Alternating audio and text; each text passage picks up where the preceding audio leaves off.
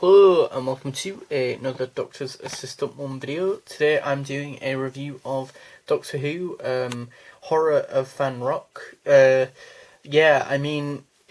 a Tom Baker episode. The last episode I reviewed of Classic Who was An Unearthly Child. So we've moved from 1963, we've travelled a little bit further ahead in time to 1977. I'm predominantly wanted to review this one because I genuinely just wanted to watch the episode, actually, more than anything, because it's one of those episodes that, to contrary belief, to people's disbelief, even, it's an episode that I don't watch a lot of the time, if that makes sense. It's just that basically Horror of Fan Rock, if you're not in the sort of Doctor Who, the classic Doctor Who fan base, as it were, you might not know this, but it's highly regarded as one of the sort of top tier Doctor Who episodes. So yeah, it might be a bit of a shocker to some fans that I don't watch this one very often, to the point where I feel like the last time I'd watched this was probably whilst I was an early teenager, and I'm in my early 20s now, so quite a while back. But yeah, first of all, going over the cover by Clayton Hickman, I think is the person who did this cover. I'm not gonna lie, I'm not a massive fan of the cover. I mean, I guess it is what it is. It kind of shows you what the episode's about. You've got Tom predominantly in the centre focus with the rope and some of his with his costume on and all that, and the big curly hair and all that, looking towards you, the viewer. There's the sort of the Bruton spaceship there, the lighthouse, some rocks, DVD, video, Tom Baker bubble there, the Tom Baker years, 1974-81, Horror of Fan Rock, Doctor Who, BBC DVDs, and then on the spine you've got Doctor Who. You've got the same sort of information here, which is Doctor Who, Tom in the Bubble, Horror of Fan Rock, BBC. Then on the back you've got all your legal gubbins and, you know, when it aired, who directed it, special features, the synopsis of the story, as well as the strip of images and or screenshots for the episode. Then you've got the disc artwork and then the writer's notes as well. So going on to talk about this story, I enjoyed it, but not a lot. I don't know. It's a difficult one for me to be honest about, because I'm a bit nervous about, for lack of a better term, fan backlash on this one. But I don't think it's the worst Doctor Who episode ever, but I think it's sort of not as good as some people make it out to be. Like, it's often really highly revered, as I said earlier, as like one of the best, like up there with, like, I don't know, like the Three Doctors, or like Genesis of the Daleks and the Five Doctors, and, you know, like some of Classic Who's best stories. Caves of Androzani springs to mind. And this story, whilst being good, is not, you know, those levels of good to me personally. You know, if you like it and think it's a 9 or 10 out of 10 story, more power to you, you know.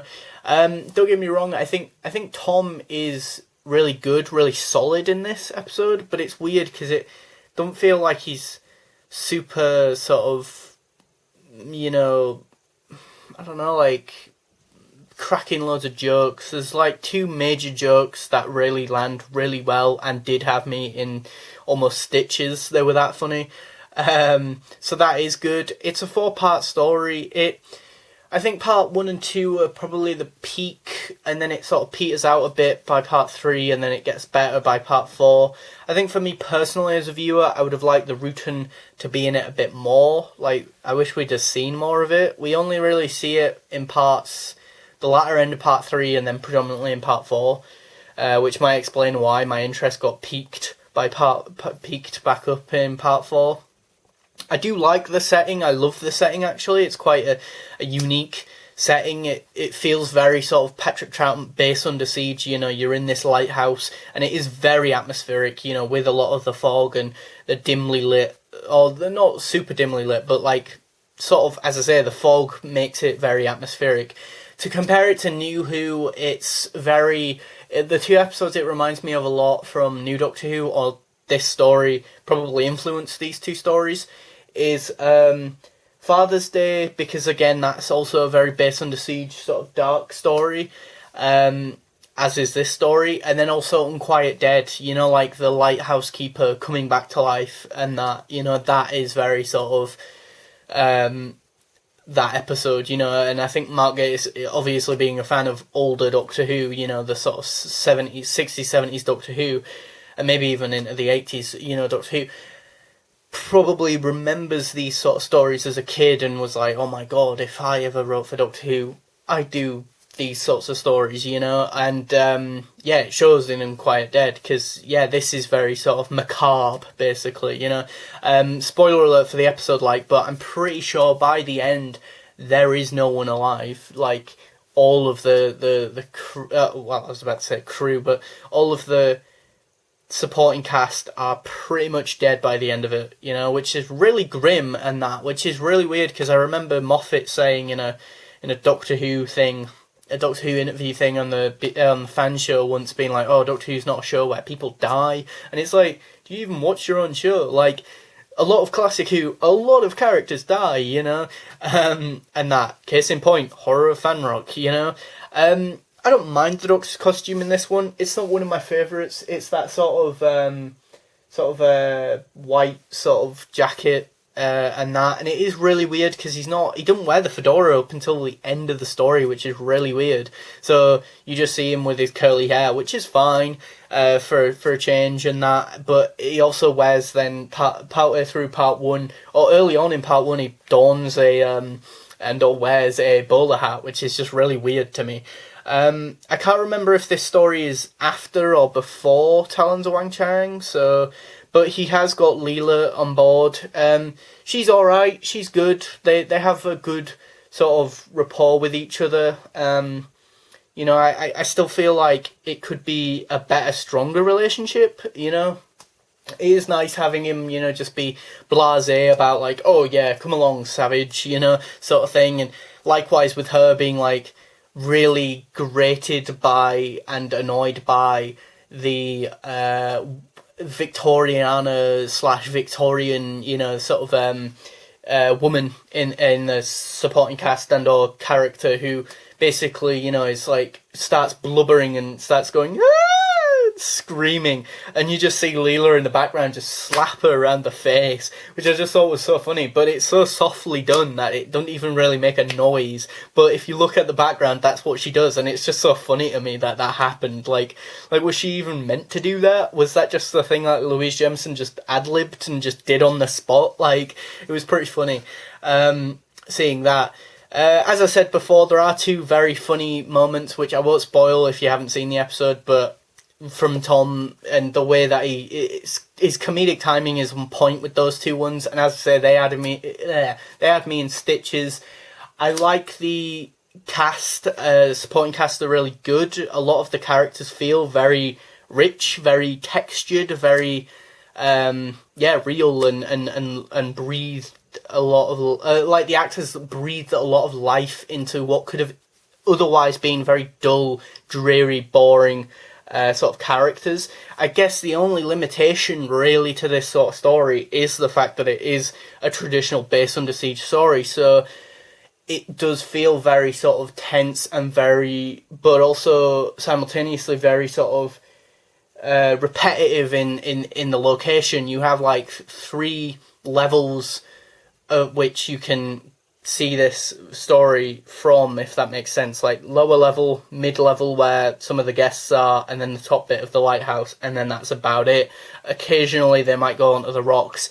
That's another thing, like, honestly, in my mind, I feel like I remember it being based around and or seeing them on the rocks a lot more, or maybe I just wished that, maybe, or into existence of memory of watching the story way back when I was like, maybe, I don't know, 12, 13 years old. You know, I mean, Paddy Russell, phenomenal director. I think she did fantastic with the story. It feels very sort of yeah, well directed and well just sort of shot. I think she does. She is one of those directors who I feel like does a lot with a little. And that is definitely what you need to be able to do with Doctor Who, because you are always going to be given a little as opposed to a lot. Terrance Dicks is writing this story, so as I say, there is a lot of texture and backstory given to the side characters and that. And in that sense, I would be very interested to one day buy and or acquire the Target novelisation for Horror of Fang Rock. I'd be surprised if it wasn't novelised by Terrance Dicks as well, seeing as he wrote this story. And as I say, there is quite a bit of like sort of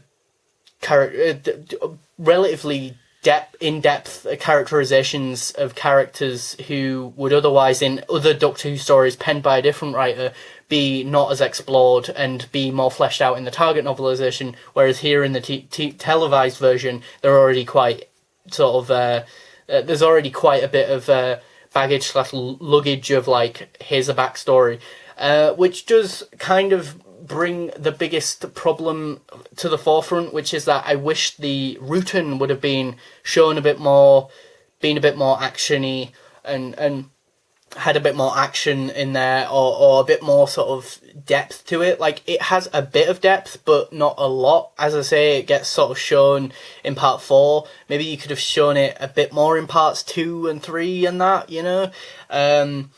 Yeah, I don't know.